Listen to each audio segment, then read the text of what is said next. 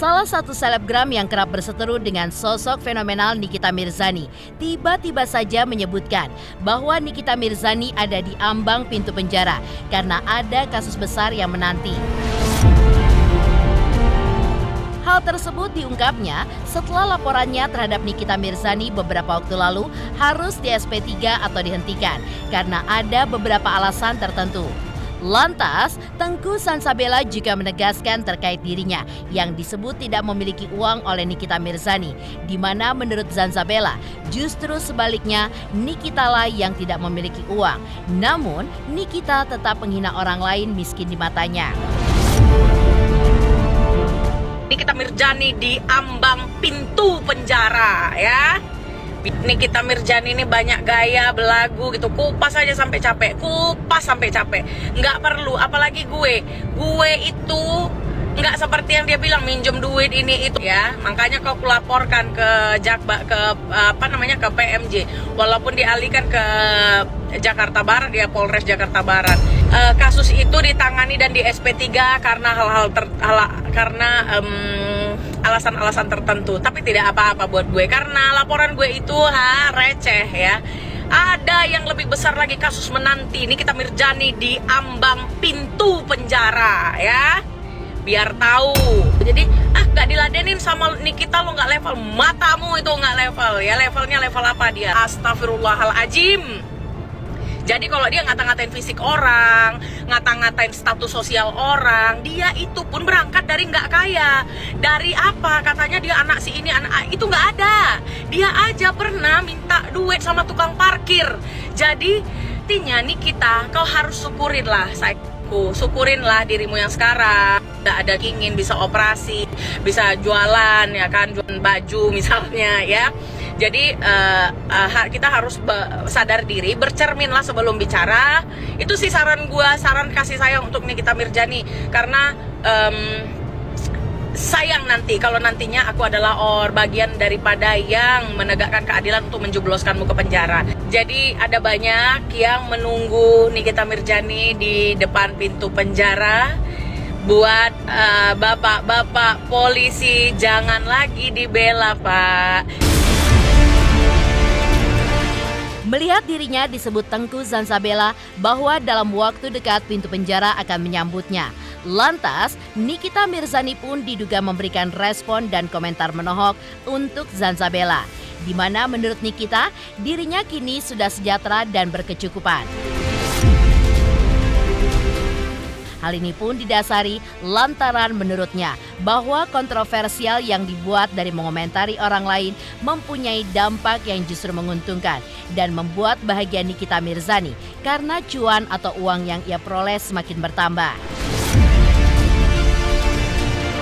Menariknya lagi, dalam percakapannya dengan netizen saat live di media sosial, Nikita sendiri mengakui bahwa ia dengan sengaja sering menebar umpan seperti tiba-tiba saja mengomentari orang lain atau kasus yang sedang viral agar mendapatkan promosi gratis dari orang yang sedang menghujatnya itu. Jangan ngatur saya, Mbak, saya mau nyinyir terserah saya, mulut-mulut saya. Saya yang dibully, saya yang dibenci. Jangan ngurusin hidup saya, Mbak. Hidup saya udah tenang, udah enak, udah happy. Netizen daripada ngatur saya, mendingan atur diri masing-masing. Disuruh ngatur diri masing-masing. Andanya suka ngurusin orang, saya ngurusin duit, saya ngurusin orang. Saya dapat duit, sayang. Kamu ngurusin saya dapat apa?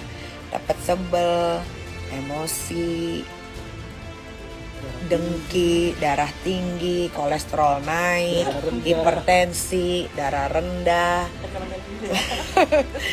Kalau gue ngurusin hidup orang, duitnya makin banyak, makin happy, hidupnya apalagi gue, hidupnya serba berkecukupan, sejahtera. Beda kita sayang jalurnya, jalur kita beda. Kan gue udah bilang, gue tuh suka nebar umpan.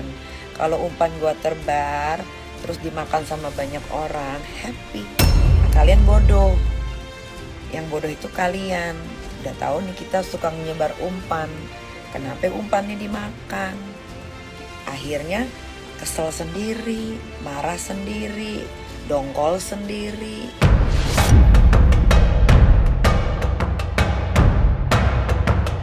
Ya, dalam viralnya kasus pembunuhan Vina Cirebon yang kini masih menjadi perdebatan banyak pihak, Nikita Mirzani memang sempat membuat heboh warganet terkait kritikannya kepada Peggy yang baru saja bebas dari jeratan hukum kasus Vina Cirebon, di mana menyebut Peggy Setiawan merupakan korban salah tangkap oleh pihak yang bertanggung jawab dalam menyelesaikan kasus pembunuhan Vina Cirebon dan berhak untuk dipenjara seumur hidup. Hanya itu, Nikita pun menganggap jika Peggy star syndrome dan sok merasa artis usai bebas dari penjara. Terlebih, Peggy yang terlihat belum bertemu Deddy Mulyadi, sosok yang membantu Peggy dan keluarganya. Hingga Peggy pun dicap oleh Nikita tidak memiliki adab.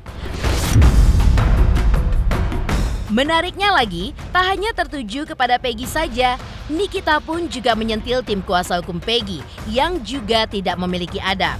Untuk itu, salah satu tim kuasa hukum Peggy, Nicholas Kili-Kili, memberikan jawaban akan sentilan Nikita Mirzani dengan mengatakan apa yang diungkapkan Nikita untuk tim kuasa hukumnya adalah tidak benar.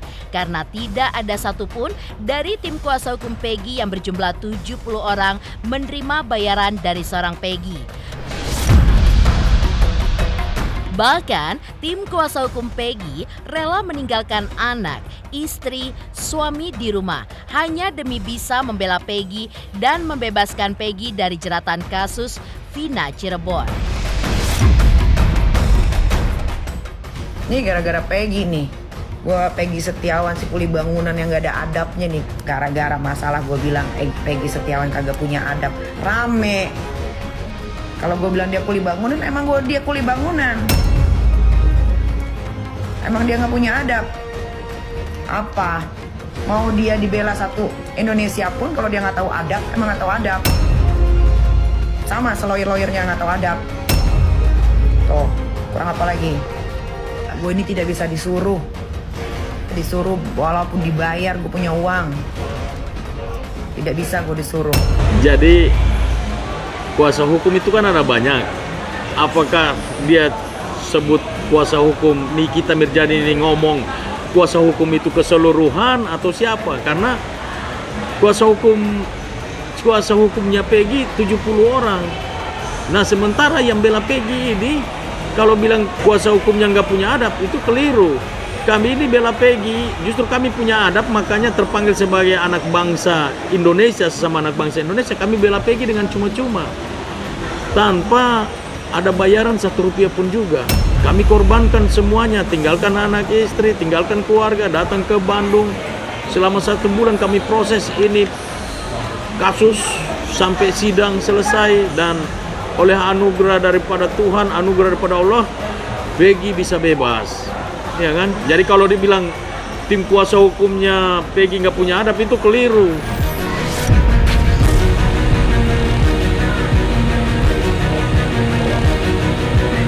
Perihal Peggy juga disebut tidak beradab oleh Nikita. Nicholas Kili-Kili juga menilai hal tersebut juga tidak benar.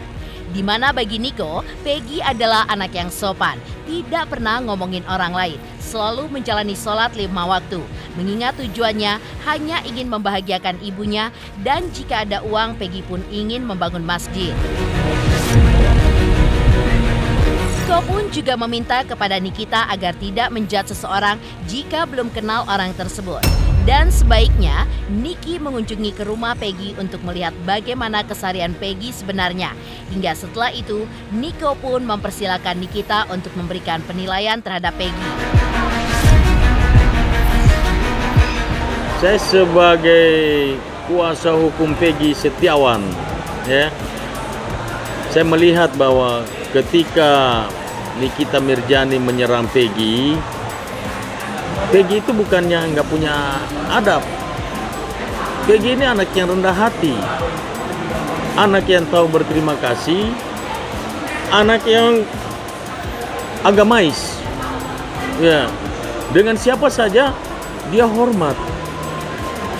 Cuma kan Peggy walaupun dia sudah bebas, tetapi dia masih dalam kontrol penasihat hukum, dan penasihat hukum itu ada sekitar 70 orang. Makanya kalau misalnya ada yang bilang dia tidak punya adab, itu keliru, karena belum kenal Peggy secara dekat, kan begitu. Jadi sebaiknya datang langsung ke rumah Peggy, ketemu Peggy, ngobrol dengan Peggy, pasti rasanya beda, rasanya lain. Anak ini sopan, anak ini sangat-sangat santun. Nah, makanya saya bilang bahwa saya sudah lihat juga beberapa tayangan-tayangan baik di YouTube maupun di TikTok, di Instagram. Tadi saya mau katakan bahwa saya sepakat dengan Peggy, kalau misalnya mau undang Peggy kemana saja, misalnya mau undang ke podcast, mau ke stasiun TV, tak kemana-mana, minta izin aja sama lawyernya, penasihat hukumnya. Nah, ketuanya kan Bu Yanti itu. Ya, kita permisi lah, ya kan, supaya kita terus, karena Peggy ini masih dalam pengawasan kami. Nanti kalau dia nggak izin, terus ada terjadi sesuatu dengan dia, siapa yang bertanggung jawab? Kan gitu. Nah, makanya saya berharap supaya jangan cepat menjustis orang kalau belum tahu sifat sesungguhnya seperti apa. Lantas seperti apa Nikita Mirzani yang sempat mengadakan sayembara untuk menemukan keberadaan Aep? Di mana ia pun menjanjikan barang siapa yang bisa menemukan Aep akan memberikan hadiah uang tunai sebesar 500 juta rupiah. Dan seperti apa pula tanggapan Firdaus Oyuwobo serta Fahrat Abbas? Pemirsa Intens Investigasi, jangan lupa saksikan terus Intens Investigasi. Dan pastikan jangan lupa untuk like, subscribe, share, dan komen. Si Intens Investigasi juga mengucapkan banyak terima kasih kepada semua subscribers hingga kanal Intens Investigasi kini sudah mencapai 3 juta subscribers. Halo, saya Cika Bode. Selamat untuk Intens Investigasi dengan subscribernya 3 juta. Wow, keren banget. Semoga info-infonya bermanfaat buat teman-teman semuanya.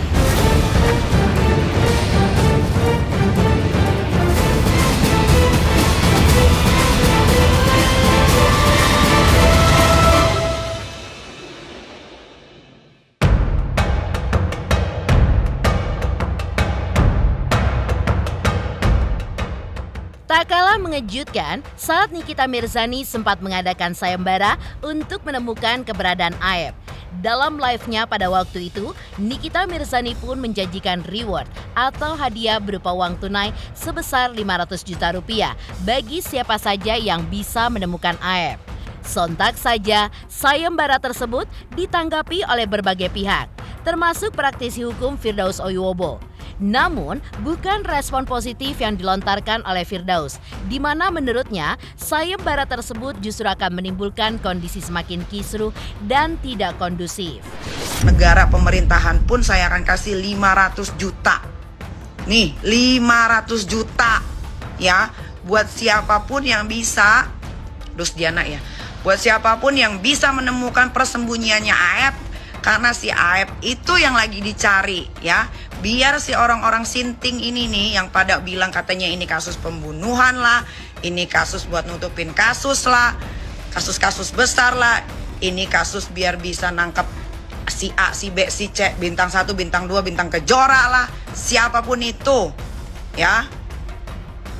Kasih tahu, kalian boleh bisa DM gua, kalian bisa WhatsApp di nomor bio yang ada di Instagram ya. Ya kalau udah diumpetin itu urusan kalian. Mau kan 500 juta? 500 juta. Ini enggak halu-halu ya. Biar pada diem tuh semua mulut-mulut orang sok tahu. Aep secara konkret, detail kasih tahu gue. Ya biarin ada peringatan, enggak peduli gue mau ada peringatan kayak mau enggak, gue enggak cari uang di TikTok. Tapi kalau ada yang nyawer oke aja gue terima. 500 juta. Ini untuk siapa aja, mau buat orang miskin kek, mau yang SDM-nya rendah kek, mau pengangguran kek, mau orang kaya kek, mau siapapun yang bisa tahu di mana persembunyiannya Aep, tolong kasih tahu, karena dialah yang mengarang-arang cerita ini jadi kemana-mana. Karena nggak ada kompetensinya juga sih Nikita Mirzani, nggak ada sayembara buat apaan gitu. Justru sayembara Nikita Mirzani ini mengundang kisruh ya, dan mengundang bahaya gitu. Kalau seandainya orang tergiur dengan bayaran 500 jutanya Nikita Mirzani, tahu-tahu Aep ditangkap dengan cara paksa, dikarungin atau diikat atau dibawa mobil dibawa ke Nikita Mirzani, apa dia nggak kena kasus penculikan? Apakah dia kena kasus penyekapan yang termaktub dalam pasal 330 atau 332 atau 3 ya semacam itulah, 333 gitu. Sayembara tuh bahaya loh, karena orang susah duit. Nikita Mirzani kan sering banget sayembara dulu dengan Bunda Korla kan, masih duit 100 dipinta lagi katanya. Dia mah orang gimana nggak tahu, saya mau nyari apa gitu deh. Namun di tengah Firdaus Oiwobo yang menilai sayembara Nikita malah akan menimbulkan kisruh dan kondisi yang tidak kondusif, Farhat Abbas yang juga memberikan komentarnya tentang sayembara 500 juta yang diumumkan Nikita Mirzani tersebut. Ya, dalam tanggapannya, Farhat Abbas justru memuji keberanian Nikita Mirzani dengan membuka sayembara demi mencari keberadaan Aep. Hal tersebut dinilai Farhat adalah suara dan pengorbanan keadilan dari Nikita yang sangatlah bagus. Dan jika memang sudah ada sayembara 500 juta, tetapi hingga saat ini tidak ada yang bisa menemukan Aep. Farhat pun menyayangkan akan hal itu. Ya, siapa yang bisa menemukan si Aep akan dikasih uang 500 juta. Itu adalah suara dan pengorbanan keadilan dari Nikita Mirzani yang bagus. Ayo cari Aep, di mana Aep? Tapi buat apa juga ngasih uang 500 juta? Aep itu mau sembunyi juga nggak ada artinya apa-apa. Yang penting kita tahu dia pembohong, dia fitnah, dia mengakibatkan banyak orang masuk penjara.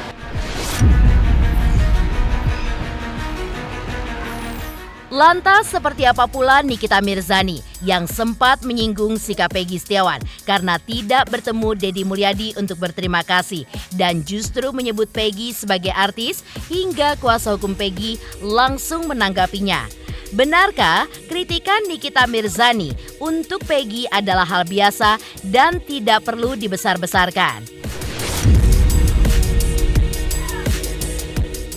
Selamat untuk Intens Investigasi 3 juta subscriber, luar biasa sekali 3 juta. Ya pokoknya semakin sukses lah dan bisa menghadirkan sesuatu yang memang baik untuk diperlihatkan.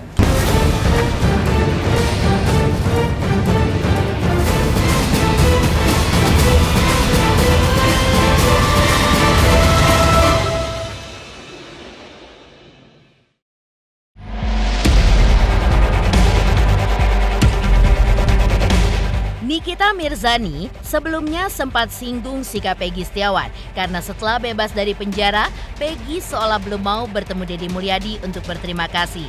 Tak sampai di situ, bahkan Nikita pun menyebut Peggy justru mempunyai sikap seperti seorang selebritis lantaran dari jawaban yang dilontarkan oleh Peggy saat live dengan Nikita Mirzani pada saat itu. Peggy pun menjawab dan mengaku bahwa ia belum ada waktu untuk bertemu dengan Deddy Mulyadi. Melihat kritikan Nikita Mirzani kepada Peggy Setiawan yang ramai dikomentari banyak pihak termasuk warganet, akhirnya kuasa hukum Peggy Setiawan menanggapinya. Ya, di depan tim intens investigasi, Tony RM tidak mempermasalahkan kritikan Nikita Mirzani dan ia pun menganggap bahwa kritikan tersebut adalah sebuah masukan untuk Peggy. Apalagi melihat Peggy yang memang saat ini sedang mendapatkan sorotan layaknya seperti selebritis. Boleh begitu, masa ditanya baik-baik kenapa nggak datang ke Kang Deddy yang ngebantuin dia? Kan yang speak up kan si Kang Deddy tuh. Sampai dia bawa siapa? Pengacara itu Otto Hasibuan ya? Otto ya?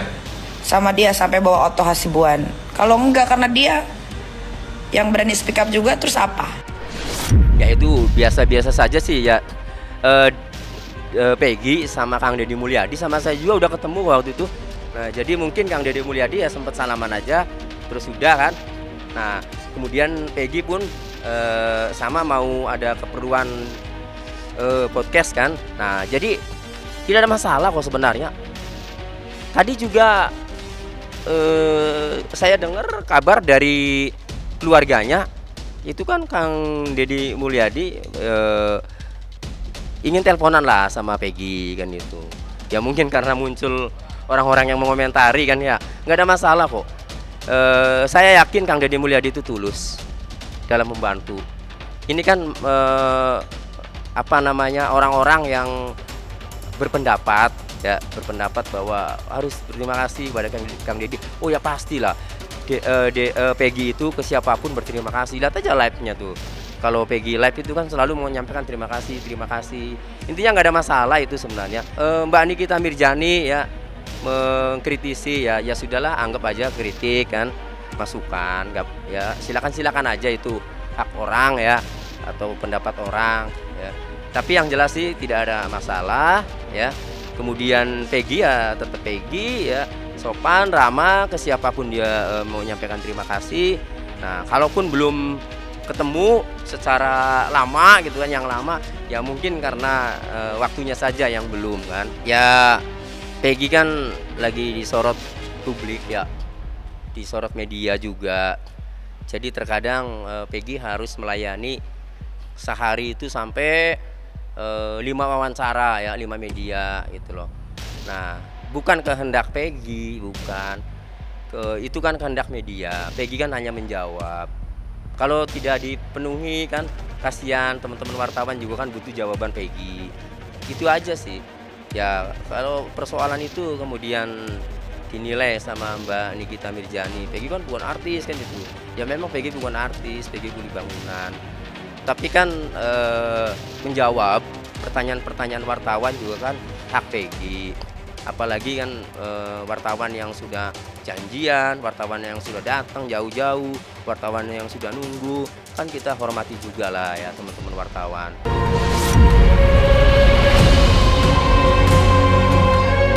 Pemirsa, bersama Intens Investigasi, kami hadirkan kabar terkini, terpercaya, dan teraktual. Tetapi sebelumnya, jangan lupa untuk like, subscribe, dan juga share channel YouTube ini.